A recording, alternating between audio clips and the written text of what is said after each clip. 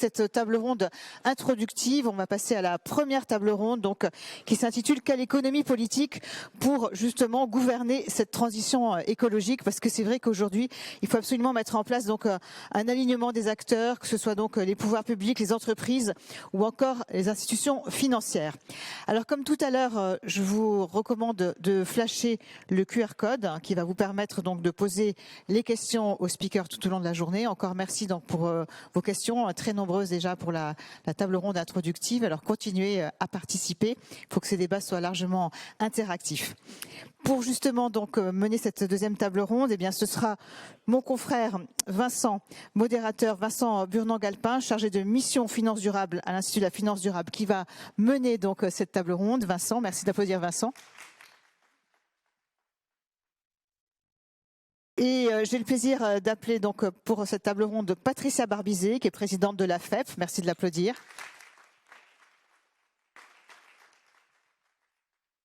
Également donc cette table ronde Sophie Binet, secrétaire générale de la CGT, elle est parmi nous. Antoine Pellion, secrétaire général à la planification écologique, chef du pôle environnement, agriculture, transport, logement, énergie, mer. Merci d'applaudir donc Antoine. Philippe Sedbon est parmi nous, CEO de Natixis Investment Manager et président de l'AFG. Et enfin, nous avons le plaisir d'accueillir Nathalie Tubiana, qui est directrice des finances et de la politique durable du groupe Caisse des dépôts et consignations.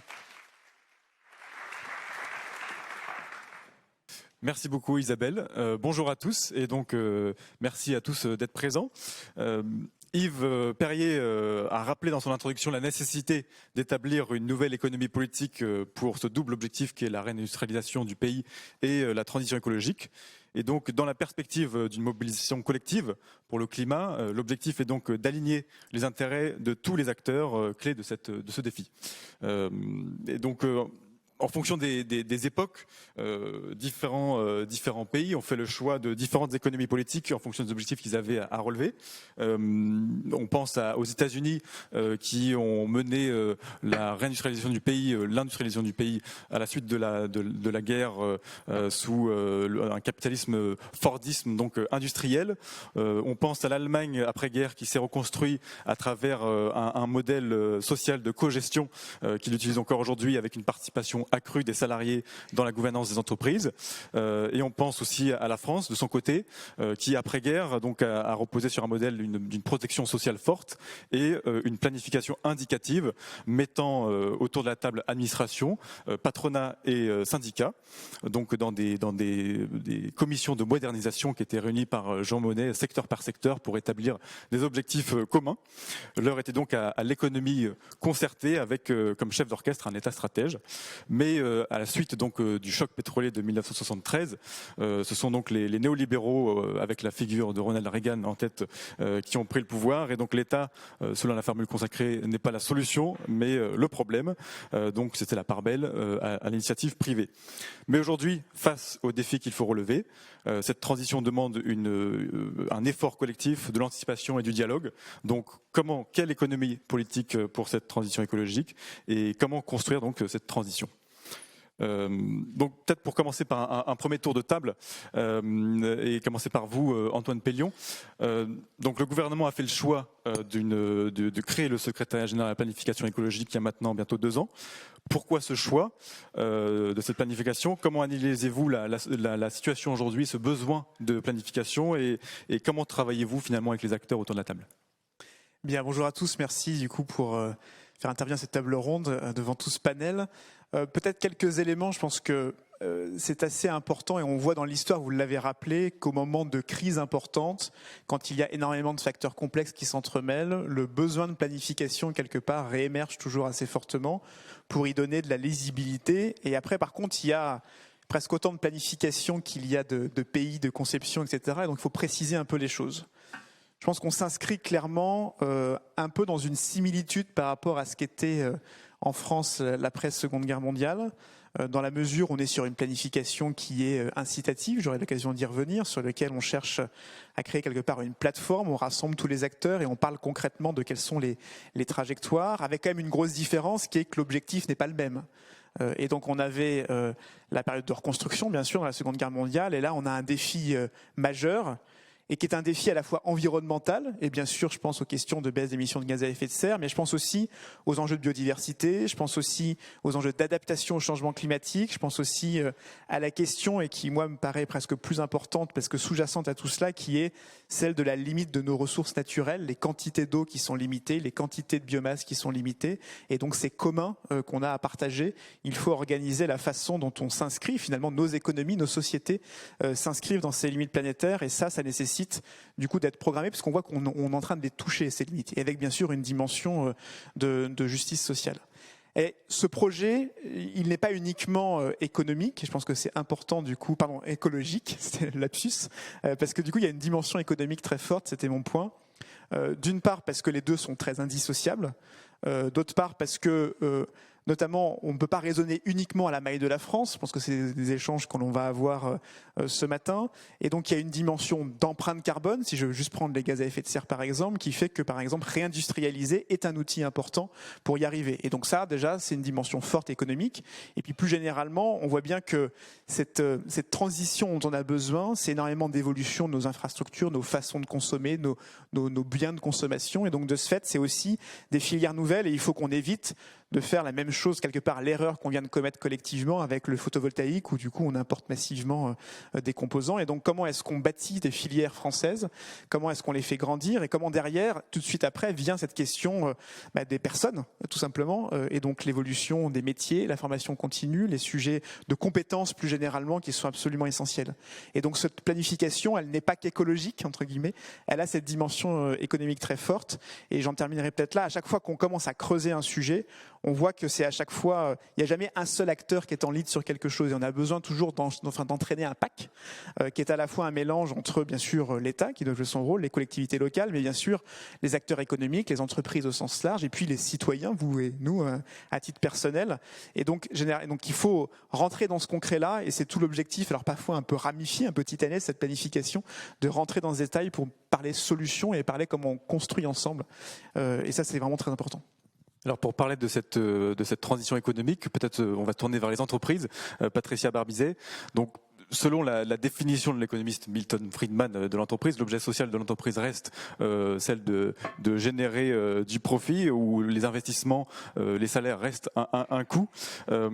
Cette transition écologique doit-elle amener donc à changer l'objet social des entreprises pour qu'elles soient crédibles dans leurs engagements ? Alors merci aussi pour cette invitation aujourd'hui. Juste un mot pour dire qui je représente, ce que représente la FEP en France et dans le monde aujourd'hui. La FEP, c'est les 117 entreprises les plus grandes privées implantées en France. Ça représente des chiffres importants sur le plan macroéconomique parce que c'est 15% du PIB marchand, 13% des salariés français, 2,1 millions en France, 4,5 millions en Europe et 8,5 millions dans le monde. Donc ça nous donne un regard assez vaste sur l'ensemble de la transition écologique, mais surtout de ce qui se passe un peu partout et à partir de France. Ça représente la moitié de la recherche privée et la moitié des exportations. Mais nos entreprises sont vraiment implantées dans le monde entier et ça donne un regard sur la transition énergétique, la transition climatique, qui est déjà très important, à la fois parce qu'elles, pour elles-mêmes, elles se sont transformées, elles sont en train de se transformer, elles ont probablement été d'ailleurs leaders dans cet aspect des choses, et aussi parce qu'elles fournissent des solutions aux autres. Elles produisent des produits qui serviront aux autres pour leur transition énergétique et leur conditions climatiques. Donc elles sont extrêmement implantées sur la fourniture de technologies bas carbone, sur la fourniture d'un certain nombre d'objets qui permettront d'innovation. Tout ça, ça passe parce qu'il y a effectivement beaucoup d'innovation et beaucoup de formation et de montée en compétences de l'ensemble des salariés de la FEP. Aujourd'hui, sur les 8,5 millions de salariés dans le monde, il y en a 45% qui produisent des services et des produits de la transition écologique. Schneider Electric, Saint-Gobain, Vinci, Renault, Valeo, FIV et bien d'autres. Et ça représente déjà 65% du chiffre d'affaires de ces entreprises. Elles sont engagées aussi dans ce défi parce que certaines sont centenaires, la plupart ont été créées quand même il y a très longtemps, elles se vivent un futur très long Et elles sont très engagées aussi dans cette transition parce qu'elles sont habituées à travailler sur le long terme et à faire des plans à long terme. Et ça, je crois que c'est très important. Et d'ailleurs, c'est ce qui les avait conduits à prendre conscience assez tôt de la nécessité d'organiser cette gouvernance et de prendre conscience que la gouvernance joue évidemment un rôle majeur dans la transformation des entreprises et donc dans cette montée en collaboration. Donc avant même la loi Pacte, ça avait été de 2019, donc comme vous le savez, mais le code de gouvernement des entreprises, le fameux code AFEP-MEDEF, que les entreprises respectent scrupuleusement dès lors qu'elles adhèrent à la FEP, avait précisé dès 2018 que le conseil d'administration des grandes sociétés cotées devait promouvoir la création de valeur sur le long terme en considérant les enjeux sociaux et environnementaux. Et donc cette prise en considération, elle est même avant la loi Pacte, elle a évidemment été renforcée par la loi Pacte et accompagnée de mesures qui sont encore plus précises. Mais par exemple, depuis la loi Pacte, où on a mis effectivement un certain nombre de mesures en cours, on les a aussi, les grandes entreprises de la FEP les ont aussi accrues. Et en 2022, les recommandations du Code ont été renforcées pour que le conseil d'administration soit maintenant dans l'obligation de déterminer des orientations stratégiques pluriannuelles qui sont adoptées par le Conseil, qui sont exprimées à l'Assemblée générale, notamment avec des objectifs en matière de climat, des objectifs précis pour des horizons de temps précis. Et ces stratégies sont présentées à l'Assemblée générale. Elles sont quelquefois font l'objet de résolutions, ou pas toujours, mais en tout cas, elles doivent être présentées. Les administrateurs aussi doivent être formés aux questions de RSE, en particulier les administrateurs salariés, mais aussi tous les autres administrateurs qui, par leur compétence d'administrateur ou leur origine en termes de secteur d'activité, n'étaient pas tous complètement formés sur ces sujets. Ils l'ont tous été. On a tous fait la fresque du climat dans à peu près tous le conseil d'entreprise, des grandes entreprises dans lesquelles et cette formation, cette compétence doit être attestée dans les rapports annuels, dans les rapports de gouvernement d'entreprise et vérifié par le comité, le HCGE, vérifie qu'effectivement tout ce qui est dit par les entreprises dans ces rapports d'activité correspond bien à une réalité. Alors ensuite, la loi Pacte a aussi accompagné ça, mais c'est dans tous les pays d'implantation de nos entreprises quelque chose qui est pris en considération de façon forte. Et c'est peut-être ça aussi qui nous a fait réaliser le plus vite que ça ne pouvait passer que par des coopérations publiques-privées. Vous le citiez, Antoine, et c'est très très important, coopération entre tous les acteurs pour œuvrer vers cette façon commune. Chacun aura ses moyens, chacun aura son chemin, chacun aura son calendrier, mais la vue est absolument commune et cette transition doit être pilotée par l'ensemble des parties, qu'elles soient publiques, privées, internes à l'entreprise, externes à l'entreprise, sans oublier les consommateurs, sans oublier l'ensemble des parties prenantes, et c'est à cette fin qu'on y arrivera.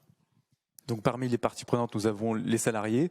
Sophie Binet, la transition écologique donc appelle à une grande transformation du marché du travail. À la fois certains secteurs vont décroître très rapidement et d'autres vont croître, des nécessités de formation. Comment est-ce qu'on mène cette grande transformation sans dommages collatéraux sur le marché du travail ? Oui, c'est une question majeure parce que le terme dommage collatéral est, un terme, on va dire, très aseptisé. Mais derrière, il faut entendre des milliers de personnes au chômage, des milliers de familles dans la précarité, sans statut social. Il n'y a pas pire violence sociale que le chômage. Je le rappelle parce que certains semblent parfois l'avoir oublié quand on entend les déclarations politiques multiples. Et cette question, elle est très importante parce qu'aujourd'hui, c'est pas du tout le cas. Aujourd'hui, les salariés, au prétexte de la transformation environnementale, se voient imposer des destructions d'emplois.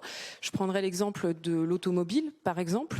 On a eu plus de 50 000 suppressions d'emplois ces dernières années. Le patronat nous annonce 50 000 suppressions d'emplois sous 3 ans, du fait du basculement du thermique vers l'électrique. Mais en fait, c'est pas seulement le basculement du thermique vers l'électrique, c'est qu'on a des grands constructeurs automobiles qui ont eu une stratégie d'accentuer encore les délocalisations en profitant du passage du thermique à l'électrique, en faisant reposer sur leurs sous-traitants l'essentiel des transitions à opérer, puisque en plus ces suppressions d'emplois, pour l'essentiel, elles se font chez les sous-traitants qui n'ont d'ailleurs même pas les moyens de payer des plans sociaux, des plans de licenciement. Les mots ont un sens, des plans de licenciement dignes de ce nom. Et donc effectivement, la première chose à faire pour aborder sereinement la transformation environnementale, c'est de sécuriser l'emploi et les garanties collectives, parce qu'on ne va pas avoir besoin de moins d'emplois industriels, mais de plus d'emplois industriels, puisque pour répondre à l'enjeu environnemental, il faut relocaliser notre industrie. La part de l'industrie en France est dramatiquement faible, et donc pour limiter les émissions de gaz à effet de serre liées au transport, mais aussi liées au fait que produire ailleurs qu'en France, c'est plus polluant parce qu'il y a moins de normes environnementales, il faut relocaliser, mais il faut aussi transformer notre outil productif. La question, c'est comment on le fait dans des délais très courts. Et donc, pour le faire et le réussir, il faut des dispositifs de mutualisation très puissants au niveau des branches et au niveau interprofessionnel pour mutualiser de la formation professionnelle. Je rappelle que depuis quelques années, le financement de la formation professionnelle a chuté. Auparavant, c'était 1,6% de la masse salariale. Maintenant, c'est seulement 1%. C'est un non-sens économique au vu de la transformation environnementale et aussi de la transformation numérique. Donc il faut augmenter considérablement le financement de la formation professionnelle, et ça ne passera que par la loi, parce que quand il n'y a pas de normes, le financement baisse, c'est ce qu'on voit dans la période récente. Et puis il faut sécuriser les droits et garanties collectives des salariés. C'est la raison pour laquelle la CGT propose une sécurité sociale professionnelle et environnementale, de façon à ce que, comme dans le secteur automobile, quand il y a des transformations majeures à opérer, on commence par garantir l'emploi et les garanties collectives des salariés en leur disant: votre entreprise va se transformer, vous allez vous fermer, vous n'allez pas faire le même métier, mais on va vous former pour. Et là, forcément, le débat a une toute autre nature. Et quand on ne fait pas ça, qu'est-ce qui se passe? On donne un carburant redoutable à l'extrême droite, et c'est ce qui est en train de se produire aujourd'hui. Je voulais dire un mot pour finir. Je crois que cette question environnementale, c'est le défi majeur auquel l'humanité est confrontée. Ça exige un courage politique très important, et c'est ce qui fait défaut aujourd'hui globalement, parce que ça soit par exemple sur la crise agricole ou sur les inondations du Pas-de-Calais, enfin tous les épisodes avec des enjeux environnementaux récents, les questions environnementales n'ont pas été affrontées avec des mesures court-termistes ou de diversion.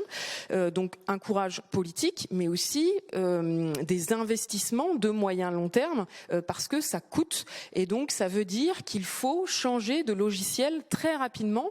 Et la grosse complexité de la transformation environnementale, c'est qu'il ne faut pas le faire trop tard. C'est-à-dire que des changements de logiciel en matière économique, on en a connu. On en a connu pendant le Covid quand même, avec quel changement majeur en très peu de temps. On a eu des économies qui ont été régulées, etc., de façon très très forte et inattendue. On l'a connu après-guerre, vous l'avez dit, sauf qu'à chaque fois on l'a fait quand c'était trop tard, quand l'épidémie était là ou quand l'Europe et le monde étaient détruits.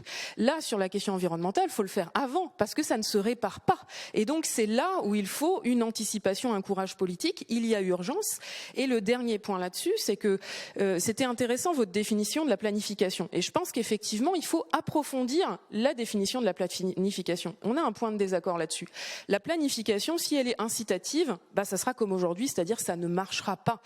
Aujourd'hui, vous interrogez n'importe qui en France, il va vous dire non, il n'y a pas de planification, c'est pas possible. La preuve, ce qui se passe sur l'automobile, la preuve, moi, à chaque fois que je vais dans une boîte, j'ai une démonstration d'une incohérence environnementale. Sur les panneaux solaires, on vient de fermer un des derniers producteurs de panneaux solaires, Systevi, parce que on n'avait pas été capable de solvabiliser le marché et de protéger le marché français et européen face aux Chinois.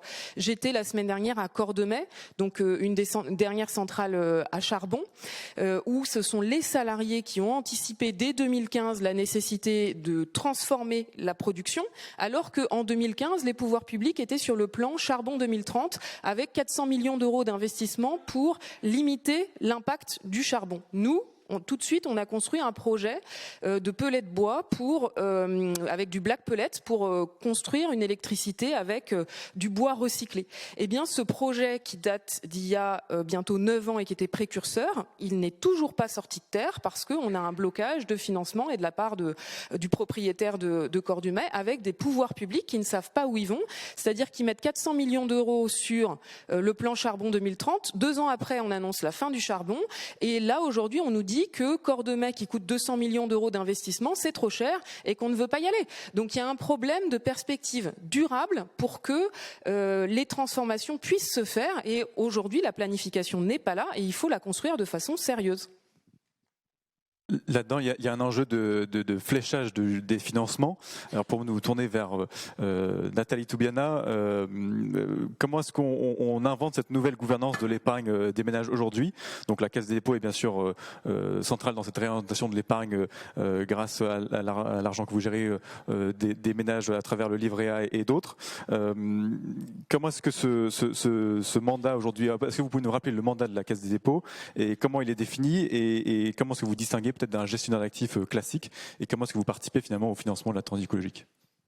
Oui, merci. Alors, je vais commencer par expliquer effectivement le modèle économique de la gestion d'une partie de l'épargne réglementée par la Caisse des dépôts, qui est gérée dans le cadre du fonds d'épargne.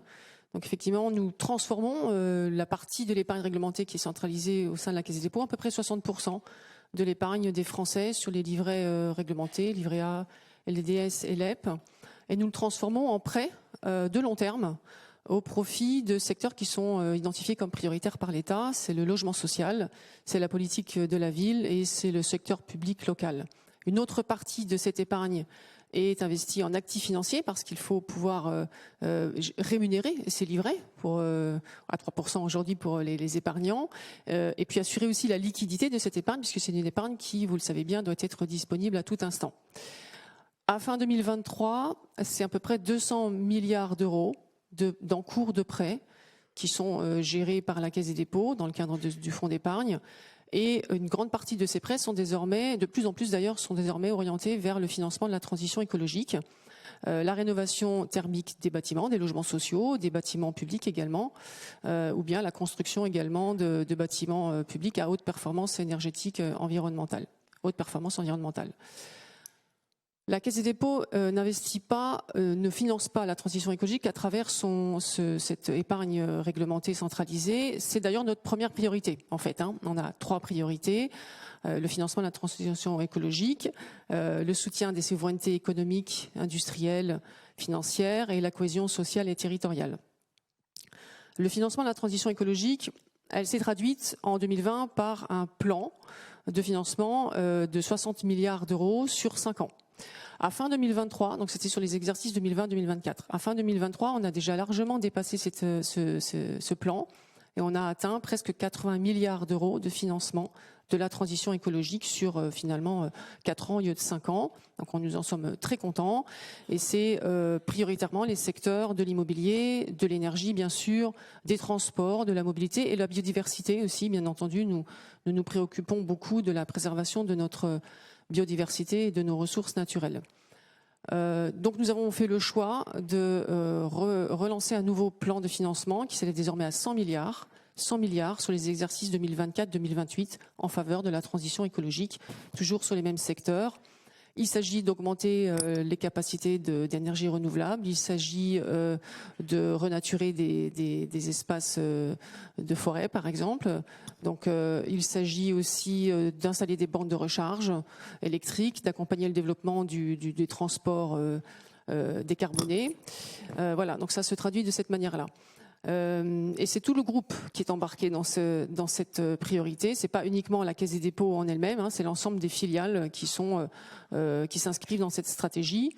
Au-delà du financement, ce que l'on fait également, c'est qu'on s'assure qu'à chaque décision d'investissement, en particulier les plus importants bien entendu, mais même de plus en plus l'ensemble des investissements, on est en train de généraliser le fait de pouvoir intégrer des critères extra-financiers au même niveau que les critères financiers quand on analyse un projet avant de décider d'investir, que ce soit en prêt ou en capital. Et donc, c'est extrêmement important pour nous. C'est pour ça qu'on a placé la politique durable au même niveau que la finance dans le groupe. Et ça nous amène à accepter des taux de rentabilité plus faibles, parce que c'est la condition aujourd'hui, si on veut financer la transition écologique. Et ça nous permet de réorienter finalement les flux progressivement vers le financement de la transition écologique.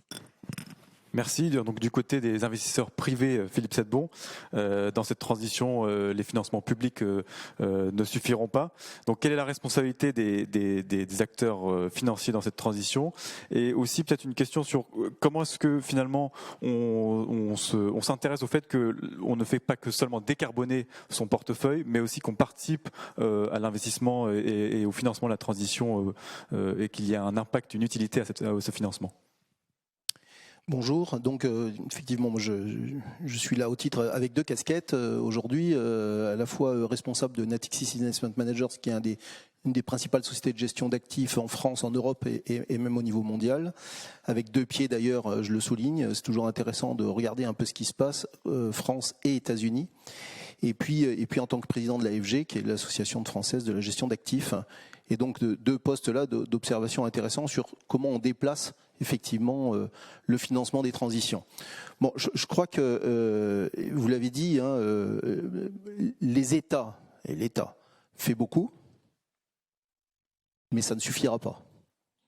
Je fais une petite parenthèse. On a eu quand même une période de nombreuses années de taux négatifs, qui était sans doute une fenêtre formidable pour investir fortement. Les États, dans leur ensemble, hein, l'ont utilisé différemment.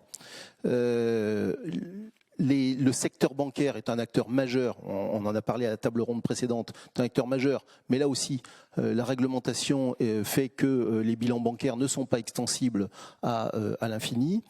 Et donc, l'épargne des ménages, l'épargne au sens large, est indispensable finalement pour mener à bien ces besoins de transition.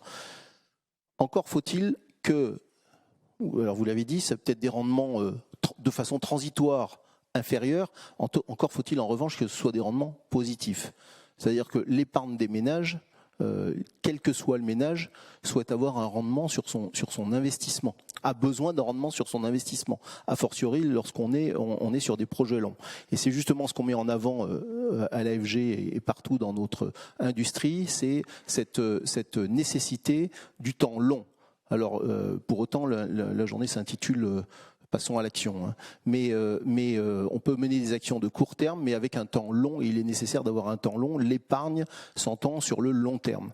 Et s'entend d'autant plus sur le long terme que lorsqu'on est en train de parler de transition, alors c'est facile, vous l'avez dit, finalement d'orienter ou de proposer des solutions, des produits financiers qui décarbonent instantanément, mais j'ai envie de dire, il n'y a rien de plus facile. Sauf qu'on va se retrouver dans le travers que vous évoquiez, madame, c'est-à-dire qu'on va avoir des industries entières qui vont être laissées de côté. Donc ça n'est pas pensable. Donc c'est bien dans le sujet de la transition qui doit nous intéresser et qui doit nous mobiliser tous ensemble, pouvoir public, entreprises, secteur financier et consommateurs qui sont eux-mêmes épargnants. Et c'est comme ça qu'on l'entend. C'est pour ça qu'on pousse beaucoup et on est totalement convaincu de l'importance de travailler tous ensemble dans cette planification qu'évoquait Yves. Elle est réelle au niveau domestique, elle est vraie ailleurs, mais si on veut pouvoir passer à l'action avant qu'on l'imagine au niveau mondial, commençons déjà par le faire chez nous. Et cette planification, peut-être mon dernier commentaire, c'est en propos introductif, c'est ne la confondons pas avec la réglementation. Ne faisons pas jouer à la réglementation le rôle de la planification, c'est deux sujets différents. La réglementation vous définit, on va dire, votre terrain de jeu et la façon et les règles que vous devez y appliquer. La planification stratégique, c'est bien autre chose et c'est justement ce qui va vous faire gagner ou pas. Des réactions peut-être, vous voulez réagir ? Moi, je voudrais réagir sur un point et peut-être pour répondre à la fois à ce que Sophie Binier disait et puis ce que vous venez de dire à l'instant. Peut-être de dire, est-ce que finalement, qu'est-ce que ça produit d'ores et déjà la planification ? Je pense que c'est important à la fois de dire que la marche à franchir demain, elle est très haute. Hein. Il faut qu'on arrive, en termes de gaz à effet de serre seulement, je vais juste zoomer là-dessus, il faut qu'on arrive d'ici 2030 à faire autant de baisses qu'au cours des 30 dernières années, donc c'est massif. Pour autant, l'année dernière, on a baissé de quasiment 5% nos émissions de gaz à effet de serre. Il y a une partie qui est conjoncturelle, température élevée, etc. Mais une grosse partie, une majeure partie, on a publié le détail, qui est du structurel et donc les choses commencent à payer. Donc je voudrais commencer par dire qu'il y a des résultats très concrets et des résultats qui s'accélèrent puisque on a en gros tous les 2 ans la multiplié par 2 le rythme de baisse et je pense que ça n'est pas rien. Ensuite, je pense que le débat est important, vous avez raison, sur qu'est-ce qu'on entend par planification. J'étais un peu rapide tout à l'heure sur le côté indicatif. Je pense que je le disais indicatif par opposition un peu à Gosplan, si je suis dans la caricature et dans le simplisme, puisque mon point est de dire, ça n'est pas à l'État, depuis un bureau, d'aller décider ce que chaque acteur doit faire dans les moindres détails. Je pense qu'on a besoin de construire cette vision d'ensemble, on a besoin de l'élaborer conjointement. Et ensuite, et c'est là où je diverge un peu sur ce que vous venez de dire, c'est que derrière, il va falloir adapter la régulation et donc du coup un certain nombre de normes, un certain nombre d'incitations, de façon à ce qu'on soit en capacité de délivrer ce plan. Donc je veux dire, c'est pas uniquement de l'indicatif et puis on s'en tient là, on se regarde et puis de temps en temps on se réunit et on parle. C'est donner de la visibilité pluriannuelle et ensuite après, l'engagement que l'on prend côté pouvoir public, c'est de faire évoluer tous les dispositifs de régulation en accord, en cohérence. Mais la régulation est en aval, c'est ça que je dis. Oui, tout à fait, tout à fait. Et ça, c'est important, de coup, de ce fait. Et donc, du coup, il y a de la norme dans certains cas. Typiquement, je donne souvent l'exemple. Si pour l'instant, on laisse les choses spontanément venir, on voit que les plans de décarbonation de certaines filières, quand je les additionne, en fait, en réalité, on consomme des ressources en biomasse, en l'occurrence en bioénergie, qui sont supérieures à l'intégralité de nos ressources. Et donc, de ce fait, il va falloir qu'on intervienne pour dire comment est-ce qu'on, quelque part, on alloue. Et cette allocation, forcément, il y aura une part d'allocation avec des mécanismes de marché, mais on voit que dans la mesure où on est dans un monde ouvert, et tant mieux, on ne sait pas imposer des mécanismes de régulation mondiaux de façon extrêmement uniforme, et donc de ce fait, il va falloir faire du plus spécifique, du plus ad hoc, et c'est vraiment là-dedans qu'on est en co-construction, j'allais dire, et sur lequel il faut que chacun prenne son rôle. Au-delà des filières, il va y avoir aussi des points de divergence finalement entre les différents acteurs. La transition écologique est un jeu coopératif où on gagne tous ensemble quelque part, mais aussi les acteurs ont quand même des intérêts différents, voire contradictoires, entre le capital qui souhaite conserver sa rémunération, le travail, les travailleurs vivre avec leur salaire, et l'État qui s'est engagé sur les trajectoires climatiques au niveau international. Est-ce que ces exigences finalement sont compatibles entre elles, et comment est-ce qu'on fait boucler tout ça finalement? Alors, qui voudrait prendre la parole sur cette question?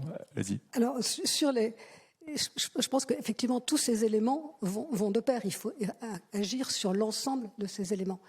Mais on peut peut-être s'inspirer aussi, sans vouloir faire que de la planification, en se disant on norme, et puis de regarder ce qui s'est passé ailleurs, ou comment est-ce que finalement la France dans l'Europe et l'Europe dans le monde agissent pour favoriser cette transition climatique.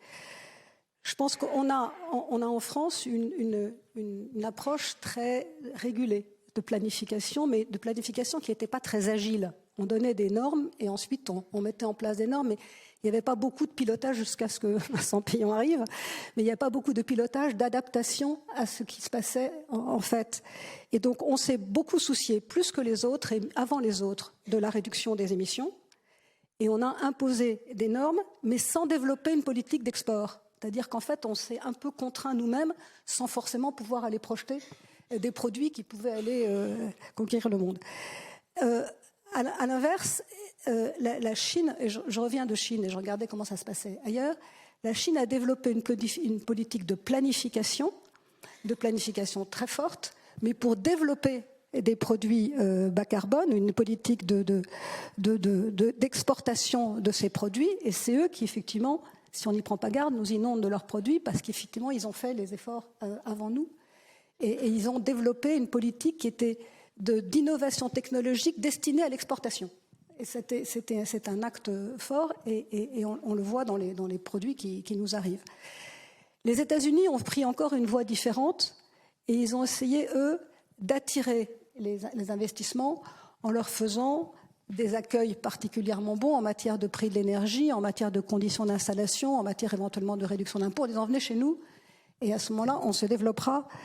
Et ils ont voulu faire une politique de l'offre aux États-Unis et effectivement ils ont attiré un certain nombre de gens. Et donc je pense que nous avons, à partir de France, on ne peut pas simplement se dire on va normer ou on va réguler. Il faut être plus actif, plus ambitieux dans l'action que ce que nous avons eu jusqu'à présent ou ce que nous commençons à avoir maintenant, à la fois en Europe et pour l'Europe et pour la France, et de développer une stratégie qui soit plus évolutive, plus combative pour développer nos produits et pouvoir les exporter ailleurs. On a, alors ça suppose beaucoup de choses, mais et ça a un peu commencé en Europe. Il y a eu les contrats d'investissement, les contrats du plan de transition écologique pour les 50 premiers sites, mais c'est plus que ça et qu'il faut que nous réalisions. Et il faut mettre en place des mécanismes d'incitation financière, d'incitation juridique, d'incitation à l'innovation qui permettent à la France, dans l'Europe, d'avoir ce sursaut de compétitivité, ce sursaut d'investissement, ce sursaut de coopération entre tous pour qu'on puisse reprendre la main et ne pas se retrouver à la traîne simplement parce qu'on aura compté ce qu'on a fait mais qu'on n'aura pas fait assez.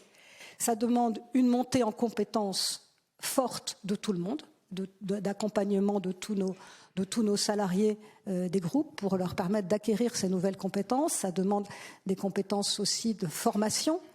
C'est une action extrêmement importante de s'assurer que depuis l'école, on forme les gens, les élèves, puis les lycéens à ces techniques. Et donc il y a une action qui est extrêmement vaste d'un bout à l'autre et que les grandes entreprises de la FEP connaissent parce qu'elles sont mondiales et donc elles ont des expériences un peu dans tous les pays et qu'elles peuvent transposer en France.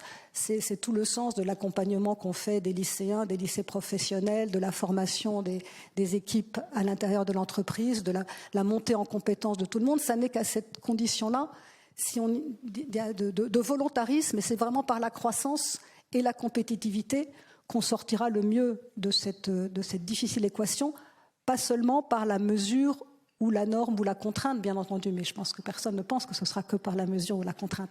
Je pense que tout le monde a envie de ce développement extrêmement important, mais quand on regarde ce qui se passe dans le monde, il faut maintenant vraiment qu'on agisse à la fois pour notre pays et pour la dimension européenne, parce que les Américains d'un côté, les Chinois de l'autre, ont pris peut-être de l'avance sur ces terrains à la fois d'exportation et de volonté de donner au monde l'ensemble de leurs produits.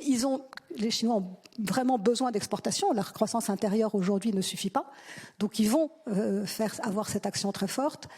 Les Américains ont plus envie qu'on vienne installer des entreprises sur leur territoire et ils sont prêts à beaucoup d'enjeux et beaucoup de mesures à prendre pour les attirer. Et d'ailleurs, ça marche. La RE a été effectivement, on le disait tout à l'heure dans la première table ronde, mais a été un puissant facteur d'attraction. Il faut que nous aussi, au niveau français, au niveau européen, on ait cette capacité d'offensive économique, climatique et écologique, avec une capacité de mettre en place toutes les parties prenantes en même temps pour une vision commune sans laquelle on n'y arrivera pas. À commencer par le financement, vous le disiez tous, mais c'est vrai que maintenant il y a une prise de conscience, il y a des grandes institutions financières qui savent faire, qui savent équilibrer la partie rendement par rapport au reste. Il faut développer les actionnariats des entreprises aussi, l'actionnariat salarié bien sûr, et c'est très important, mais pas seulement, tous les actionnariats, c'est toujours une désolation de voir à quel point les actionnaires de nos grandes entreprises françaises sont majoritairement, ou pas majoritairement étrangers, mais souvent majoritairement étrangers et souvent américains. Et donc il faut que nous aussi, on renforce aussi cette capacité de prendre notre destin en main et qu'on mobilise tous les moyens qu'on peut avoir avec cette idée qu'il faut que la compétitivité des entreprises françaises et encore une fois, pas seulement des grandes, de toute la cohorte, de tous les secteurs d'activité qui accompagneront ce développement économique positif, offensif, j'allais dire, et évidemment vert, absolument, mais en amenant tout le monde à cette aune. Vous rappelez les enjeux de compétitivité et ça rappelle finalement l'enjeu aussi de la rémunération du capital et de son niveau. Yves Perrier disait en introduction posait la question de s'il fallait baisser les exigences de rentabilité du capital. Et ça rentre en contradiction finalement avec la compétitivité internationale et les enjeux de garder les projets européens en Europe. Quel est votre regard sur la question de cette rémunération du capital, Philippe Sedbon, Nathalie Toubiana? Non mais que à court terme, il y ait des efforts à faire, c'est indéniable et on doit accélérer. Donc il n'y a pas de sujet, je vais revenir là-dessus juste après. Mais il n'y a pas de raison. Alors oublions effectivement les références il y a plusieurs années. D'abord les taux d'intérêt, l'environnement, tout ça a changé. Mais il n'y a pas de raison que les projets économiques, les projets des entreprises, les projets des institutions, les projets des États qui aujourd'hui vont transformer notre tissu industriel européen, voire mondial, on l'espère, français et européen assurément, soit moins prometteurs et moins vecteurs de croissance dans le futur qu'ils n'ont été. Ça sera différent, c'est différent et ça sera un équilibre différent. Mais tant mieux, tant mieux. Pour réussir ça, je fais juste une petite quand même aparté là-dessus, mais qui me semble essentielle. Pour réussir ça, il faut qu'on parle aussi tous le même langage. Il faut qu'on ait un langage commun. Alors j'ai l'honneur d'être sponsor au niveau de l'Institut de la finance durable d'un des chantiers qui vise justement à installer une norme finalement d'analyse des plans de transition et des enjeux liés à la transition. Mais c'est quelque chose d'essentiel. Je suis convaincu que encore aujourd'hui, en 2024, si on fait un petit sondage dans cette salle ou sur l'estrade, quelle est notre définition à chacun de la transition, on n'aura que des définitions différentes. Or, comment voulez-vous tendre vers un objectif commun, c'est bien un objectif commun, pouvoir public, entreprise, institutions financières et surtout consommateurs, ménages, si on n'a pas le même point de départ et la même compréhension du point de départ. Donc on doit avoir un langage commun, c'est ce qu'on est en train d'installer au niveau de l'analyse, de la même manière qu'on l'a fait il y a 50 ans sur d'autres sujets liés à l'analyse des entreprises et des indicateurs purement financiers. On doit avoir cette même analyse. On aura des conclusions différentes, mais les conclusions, ça appartient à chacun et ça appartient à la lecture de chacun. En revanche, cette norme d'analyse est essentielle si on veut réussir. Sinon, on ira à des rythmes différents, dans des directions différentes. C'est ce qu'on fait aujourd'hui. Donc ça ne peut pas continuer comme ça. Et Nathalie Toubiana, à la Caisse des dépôts, finalement, le taux de rémunération des épargnants est fixé par décret, ce qui permet justement d'avoir d'autres objectifs. Vous avez aussi l'objectif du financement des territoires. Comment est-ce qu'on laisse personne de côté, aucun territoire de côté dans cette transition ? Alors en étant en proximité au quotidien des parties prenantes locales, donc des élus locaux, des porteurs de projets, c'est vraiment essentiel. La planification, elle est importante parce qu'elle fixe le cap, elle fixe une ambition commune qui nous aligne justement. Et ensuite, après, il faut pouvoir agir au cœur des territoires en s'assurant que cette planification soit vraiment adaptée aux différents besoins spécifiques des territoires. Donc la planification, elle est là pour définir les grands besoins par secteur. Et puis ensuite, il faut qu'on aille agir sur les territoires. Ça passe par un maillage territorial très développé. C'est donc le cas du groupe Caisse des dépôts qui agit au travers de ces différentes directions régionales de la Caisse des dépôts, de la Banque postale, de la BPI. La SFIL aussi est un acteur très présent auprès des élus locaux. Ça, c'est vraiment essentiel. Ensuite, on accompagne les élus locaux vraiment de manière de plus en plus intense pour les aider à identifier leurs besoins spécifiques. On apporte de l'ingénierie, on fait de l'accompagnement technique auprès des élus locaux pour les aider à comprendre ce qu'est leur diagnostic territorial. En fait, voilà, on fait des diagnostics territoriaux avec les élus locaux. Ça permet d'identifier et de cibler vraiment les financements en fonction des besoins spécifiques. Voilà ce que je peux dire sur le territoire. Merci. Peut-être un mot, une réaction. Je voulais vous poser la question de Sophie Binet. Vous vous rappelez cet enjeu justement de la propriété des entreprises, le fait que certaines entreprises pouvaient passer sous giron étranger. Une question que vous posez dans un texte que vous avez publié pour les 80 ans du Conseil national de la résistance, où vous dénonciez justement le retour de la retraite par capitalisation en complémentarité de la retraite par répartition. Certains disent que c'est ce qui permet cette capitalisation de pouvoir financer l'économie. Qu'est-ce que vous leur répondez ? Quelle est votre position sur la question ? Trois choses. D'abord, pour financer l'économie, je crois qu'on a inventé les banques et que ce serait bien que les banques servent à ça.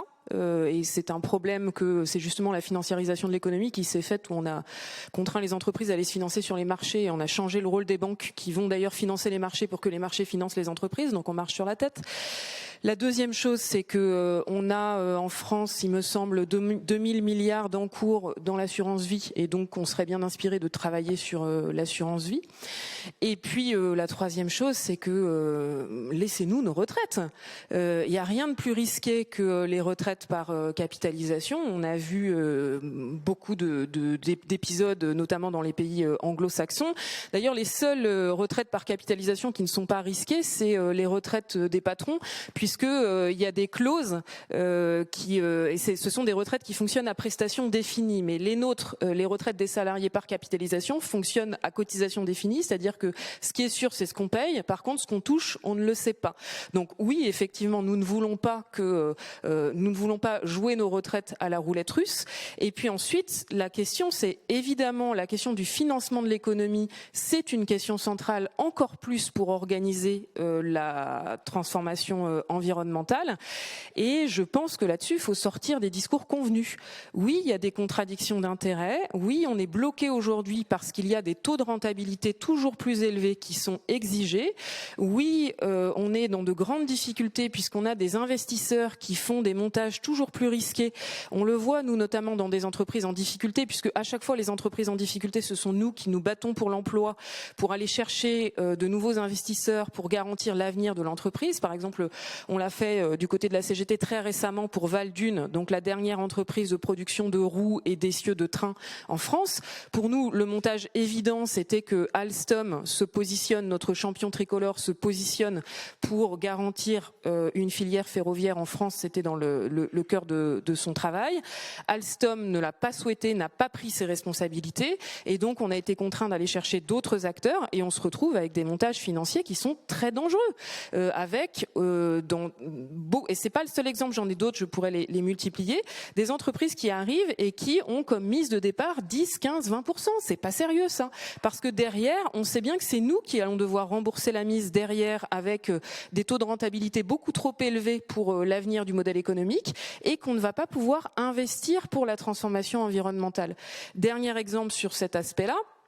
Aujourd'hui, il faut aussi se dire les choses. On a un problème de coût du capital dans un certain nombre de secteurs. Je parlais de l'automobile tout à l'heure. C'est quand même un comble que ce secteur qui soit au cœur des suppressions d'emplois industriels aujourd'hui soit le secteur qui soit parmi ceux qui rémunèrent le mieux ses actionnaires et ses patrons.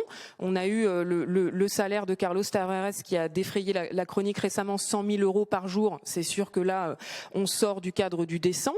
Et donc, pour avoir ces taux de rentabilité extrêmement élevés, on supprime des emplois, et en plus, le dernier point problématique, c'est que les choix industriels de ces groupes automobiles, notamment Stellantis, mais Renault c'est pareil, c'est de produire moins et des véhicules qui dégagent plus de valeur, avec un double scandale social. D'abord, on ferme des usines en France, et ensuite, pour les ménages français qui doivent s'équiper d'électrique, puisque en plus il va y avoir des contraintes, quand on veut s'équiper d'électrique, on est obligé de payer des véhicules électriques très chers parce que c'est la stratégie des constructeurs.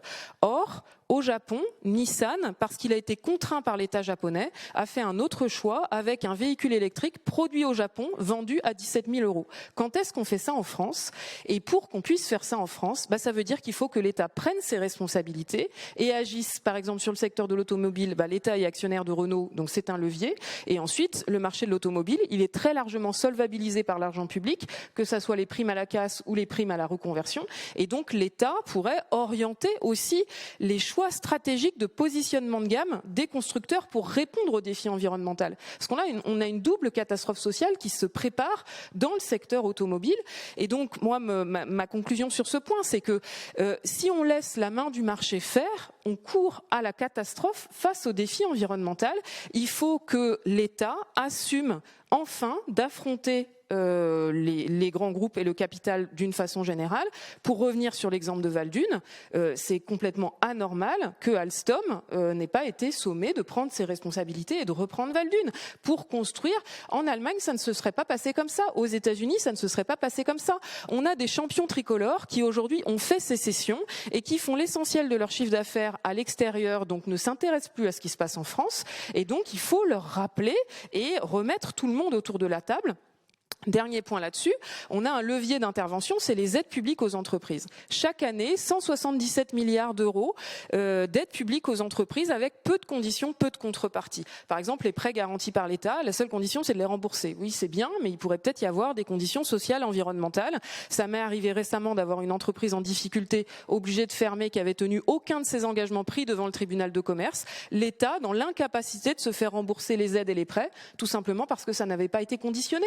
Faut arrêter de penser que l'économie c'est un monde de bisounours et donc il faut que l'État se fasse respecter et fasse respecter l'intérêt général parce que au final c'est notre argent qui 177 milliards d'euros c'est quand même un tiers du budget de l'État. C'est colossal en termes de levier d'intervention pour transformer l'économie si seulement on voulait l'utiliser. La proposition toute simple de la CGT, ce serait que si les pouvoirs publics ne prennent pas leurs responsabilités, que nous au moins on puisse exercer les nôtres. Nous souhaitons par exemple pouvoir avoir un avis conforme des représentants du personnel dans les entreprises sur les aides publiques. Ce qui permettrait comme ça de pouvoir tirer la sonnette d'alarme en amont de façon préventive. À Val-d'Une, on aurait pu, ça fait 10 ans qu'on alertait sur l'actionnaire chinois qui a sacrifié l'entreprise, on aurait pu le faire bien avant de façon à éviter les catastrophes industrielles auxquelles on est confronté. Et donc pour aligner les intérêts des acteurs, quel régime de propriété des entreprises? Est-ce que c'est alors les participations d'État, on en a parlé, c'est la participation des salariés, c'est aussi comment cette gouvernance d'entreprise aujourd'hui avec par ce moyen? Je crois qu'il ne faut pas avoir de tabou. Aujourd'hui, il y a un tabou que j'observe, c'est la question de la nationalisation. Sauf dans certains cas très particuliers, type STX à Saint-Nazaire. Mais ça reste une exception. Il y a une grande entreprise qui s'appelle Atos, qui est stratégique en termes de souveraineté sur les aspects numériques, qu'on est en train de laisser démanteler, avec un risque majeur pour toute l'économie française et européenne, puisque je rappelle que nos entreprises, elles sont confrontées à un défi très inquiétant en matière de cybersécurité par exemple. Et aujourd'hui, on a l'État qui est rentré au capital à hauteur de quelques millions d'euros. C'est complètement marginal. Donc il faudrait effectivement, sur les nationalisations, il ne faut pas avoir de tabou dans les secteurs stratégiques, mais il faut aussi pouvoir débattre de la façon dont l'État joue son rôle d'actionnaire, du fonctionnement de l'agence de participation de l'État, qui trop souvent se comporte comme un actionnaire comme les autres, en exigeant les mêmes taux de rentabilité qu'un autre actionnaire. Il y a besoin, c'est pour ça que je disais qu'aujourd'hui, il n'y a pas de planification. Pour avoir une vraie planification, il faudrait un ministère de plein exercice de la planification environnementale, industrielle et énergétique, et que ce ministère de plein exercice ait de vrais services, donc avec le SGPE France 2030, et des vrais leviers de financement avec un pôle financier public, avec les aides publiques et l'agence de participation de l'État, pour pouvoir comme ça avoir un vrai effet de levier, en utilisant également les comités de filière de l'industrie. Il y a 19 comités de filière qui sont très peu utilisés et qui sont laissés aux mains des grands groupes, ce qui empêche d'avoir une vraie stratégie industrielle pour la France et l'Europe. Peut-être quelques mots. Alors, le premier, je pense qu'il n'y a pas de tabou sur nationalisation. Je pense que EDF, l'exemple que j'ai en tête, du coup, qui a été nationalisé, est un exemple très concret, du coup, de ce fait pour des questions de souveraineté énergétique et d'investissement sur lequel la main de l'État ne tremble pas.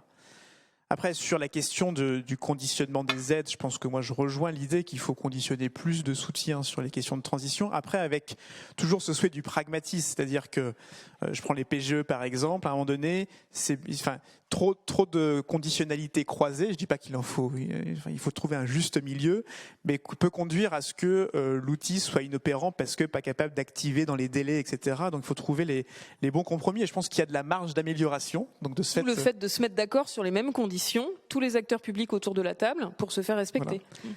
Après, on travaille du coup et très étroitement avec l'APE justement pour avoir la discussion d'État actionnaire sur l'alignement à la planification écologique, dont je maintiens du coup qu'elle est assez clairement définie et donc du coup ça pose des vraies questions. Et c'est pour ça aussi qu'il y a un effort de l'État qui prend ses responsabilités en matière automobile sur la relocalisation, le maintien de chaînes de production de véhicules électriques, l'implantation d'usines de batteries pour qu'on puisse avoir cette filière française et qu'on puisse du coup la pérenniser. Je pense que c'est pas un monde de bisounours, et donc de ce fait, je suis pas en train de dire que les choses sont faciles, mais je pense que cette discussion, elle est réelle, et donc dans ces locaux-là notamment, c'est fait partie de la préoccupation du quotidien. Je voudrais rebondir aussi peut-être sur le sujet de la politique de l'offre et de la demande, qui était un point que vous évoquiez, et notamment par peut-être revenir, du coup c'est l'Irak qui était cité en exemple.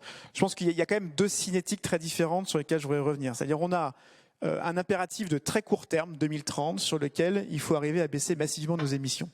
Et donc là, c'est-à-dire la politique de l'offre à elle-même ne suffit pas, et donc on a un déploiement, on a structuré une politique de la demande extrêmement forte pour y arriver dans les temps. Quand on regarde le plan tel qu'on l'a mis sur la table, 60% des baisses à l'horizon 2030, c'est des choses qui existent déjà, qui sont matures technologiquement, industriellement, sur lesquelles il y a des cas d'usage, il n'y a pas de problème de rentabilité, etc. Mais il faut déployer à fond.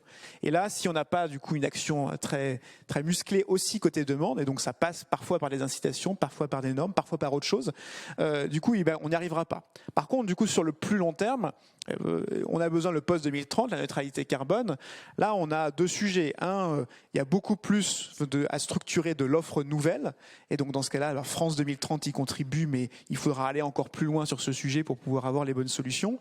Et après, je pense qu'il faut pas qu'on se voile la face. C'est-à-dire que on avait des questions d'investissement et de mobilisation de l'investissement privé. Quand on regarde les choses aujourd'hui, je pense qu'il y a plein d'organismes d'experts qui l'ont dit. Pour l'instant, quand on regarde le volume d'émissions de baisse qu'on doit faire, il y a plein de cas sur lesquels il n'y a pas de rentabilité. Et donc de ce fait, c'est pas un sujet de mobiliser les financements existants, d'aller mobiliser l'épargne des uns et des autres, etc., ou des banques. C'est juste, il n'y a pas de rentabilité, et donc il y a un sujet d'évolution, de régulation, pour le coup, qui est nécessaire, soit de côté incitatif, soit des normes, soit d'autres dispositifs. Donc de ce fait, pour essayer d'y arriver. Et si je rappelle les ordres de grandeur juste pour la France, aujourd'hui on a à peu près 120 milliards d'euros par an qui sont investis sur les questions de transition, ce qui a été montré par plusieurs rapports, hein, bien sûr, celui de Jean Pisani-Ferry, de Selma Mahfouz, mais aussi du coup la dernière publication du Trésor là dans ses murs, c'est 110 milliards en gros d'investissements bruts supplémentaires par an, public-privé, qu'il faut faire dès 2030, qu'on peut ramener si on le net des investissements de substitution du coup à un 60-70. Donc c'est absolument massif. Et là je parle en annuel, je parle pas en cumulé sur plusieurs années. Et donc de ce fait c'est totalement massif, et c'est ça qu'il faut qu'on arrive collectivement à faire. Alors, sur les questions de rentabilité financière, on a quelques questions justement sur le levier monétaire. Donc, par exemple, est-ce qu'un taux vert de la Banque centrale pourrait être une solution, ou le quantitative easing? Des réactions peut-être, Philippe Sedbon? Je pense qu'on peut toujours trouver des outils, y compris via la régulation, via la politique monétaire, pourquoi pas, effectivement, les taux de refinancement, bien entendu. Mais vous venez de le dire, et je pense qu'il y a une voie complémentaire qui est évidemment celle de l'épargne, utilisation de l'épargne, j'ose presque dire jusqu'à fléchage de l'épargne. Il y a une épargne, il y a des flux d'épargne considérables chaque année qui sont générés. Ce qu'on observe, hein, c'est quand même qu'on a une grande partie de cette épargne qui va financer l'innovation et donc la transition ailleurs. Vous l'avez exprimé à travers finalement l'exportation des autres. Hein. Essayons quand même. Qu'y a-t-il de plus stratégique que de maîtriser la destination de l'épargne générée par sa zone? C'est quand même inouï que ça aille financer l'innovation ailleurs systématiquement depuis des années et des années. Et ça va se poursuivre si on ne fait rien. Donc, quand on parle de productivité, quand on parle d'attractivité, le système financier, au sens où on l'exprime là, est un enjeu majeur pour une zone que de maîtriser ça. C'est en complément de tous les efforts des pouvoirs publics, bien entendu, mais c'est un complément absolument indispensable. Donc, la productivité des acteurs au service du fléchage de l'épargne ou de l'investissement de cette épargne est un enjeu crucial que l'on doit tous réussir ensemble. Mais donc ça rejoint, c'est un outil parmi d'autres, mais c'est un outil stratégique là. Peut-être en complément, parce que je pense qu'effectivement c'est un peu le modèle du fonds d'épargne. Finalement, c'est flécher l'épargne vers des objets définis par la loi et qui financent notamment, entre autres, la transition écologique, la transition juste même d'ailleurs, hein, parce que ça permet de financer des logements abordables pour l'ensemble des Français sur le territoire français. Il faut aussi qu'on développe davantage le financement des infrastructures essentielles qui nous permettent d'augmenter notre autonomie par rapport à l'évolution de nos besoins prioritaires, donc dans les secteurs prioritaires, clairement. Ça concerne le secteur de l'énergie, bien sûr. pour qu'on puisse... alors, il faut réduire notre consommation d'énergie, mais il faut aussi qu'on puisse introduire un mix énergétique qui nous permette de ne pas être dépendant d'une seule énergie, d'augmenter nos capacités de stockage et de sécuriser l'approvisionnement en énergie. C'est vrai pour les industries, on a abordé un petit peu le sujet tout à l'heure, il faut absolument augmenter nos financements privés, publics, la régulation aussi probablement pour inciter davantage la relocalisation industrielle, une industrie décarbonée.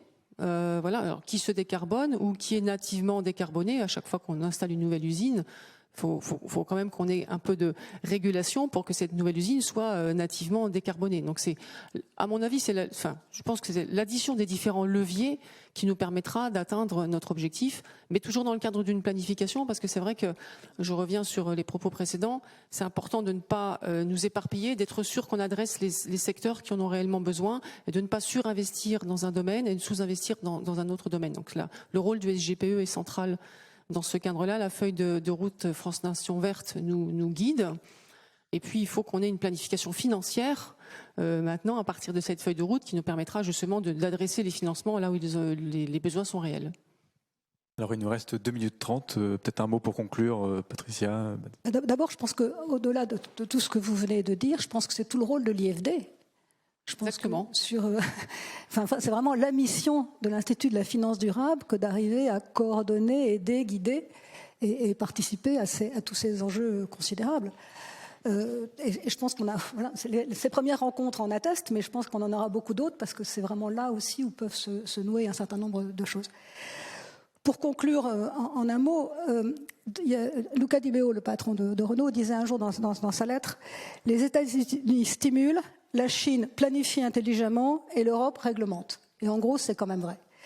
Et donc, je pense qu'il faut à la fois que l'Europe et la France dans l'Europe, mais on ne peut pas dissocier les deux complètement, surtout pas en ce moment, doivent à la fois stimuler l'innovation et attirer les investissements sur notre territoire et nos territoires européens et avoir des coopérations avec les autres, avec des accords commerciaux qui sont intelligents et mesurés, planifier efficacement, et je pense que ça n'a pas toujours été fait, mais je pense que maintenant cette coordination de la planification, et notamment pour les infrastructures énergétiques que vous citiez, mais qui sont très importantes, et pas seulement, je pense que maintenant on a compris que la planification était aussi un guide ou un chemin qu'on pouvait tous utiliser intelligemment, et réglementer au bon moment, mais vraiment plutôt au bon moment, que tout le temps, et puis qu'on garde tous comme boussole en permanence la croissance et l'emploi, qui sont quand même, d'où que nous parlions, nos deux guides, et c'est ça qu'il faut qu'on maintienne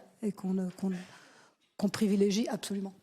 Madame Pellion et peut-être Sophie Binet, si vous voulez. Oui, très rapidement, vous avez cité la Chine, du coup je voudrais rebondir sur, je pense, un élément important, c'est-à-dire que je pense qu'on converge maintenant sur cette vision de la planification, enfin on converge, on a encore des débats, mais je pense que cette nécessité de planification, elle est incontestable et la nécessité d'agir vite.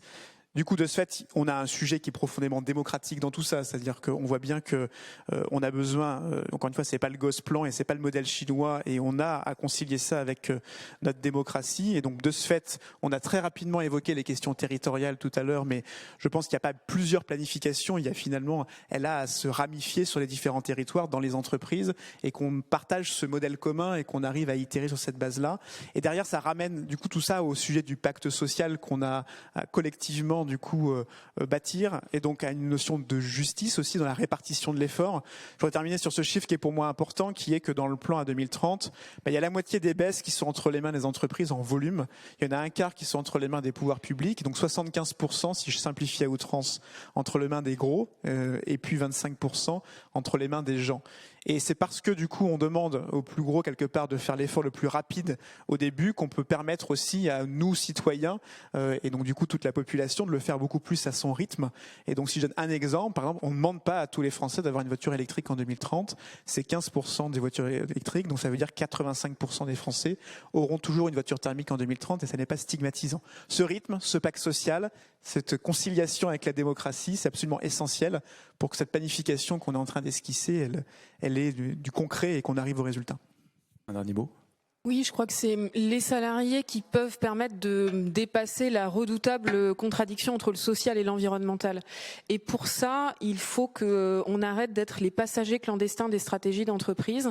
Je prenais l'exemple de Cordemais, donc où la CGT dès 2015 a construit un projet de transformation de la production électrique avec le projet de Black Pellet qui est complètement innovant en France. On a déplacé des montagnes, on a réussi à expérimenter ce procédé, etc. Et là, on est bloqué dans une entreprise où l'État est actionnaire à 100%, avec une décision qui n'a aucun sens d'un point de vue environnemental. Et donc, il faut que partout, les salariés aient des droits à formation renforcés, des droits à expertise renforcés, que nous soyons autrement que sur des strapontins dans les conseils d'administration des entreprises, puisque on y est de façon beaucoup trop cosmétique, qu'on ait des droits suspensifs sur les stratégies, des droits suspensifs sur les aides publiques, et puis qu'il y ait des comités monde, des comités Europe, avec une responsabilité des donneurs d'ordre par rapport aux sous-traitants pour que, justement, nous, comme organisation salariée, on puisse intervenir sur l'ensemble de la chaîne de valeur. Et là, je suis désolée, il faudra un tout petit peu de réglementation pour que ces droits supplémentaires pour les salariés, c'est parfait, que ces droits supplémentaires pour les salariés rentrent dans la loi de façon à ce que nous soyons systématiquement associés, partie prenante des stratégies d'entreprise. Merci beaucoup à tous pour votre participation. Merci pour votre écoute. Donc je rends la parole à Isabelle. Merci beaucoup, je pense qu'on peut les applaudir.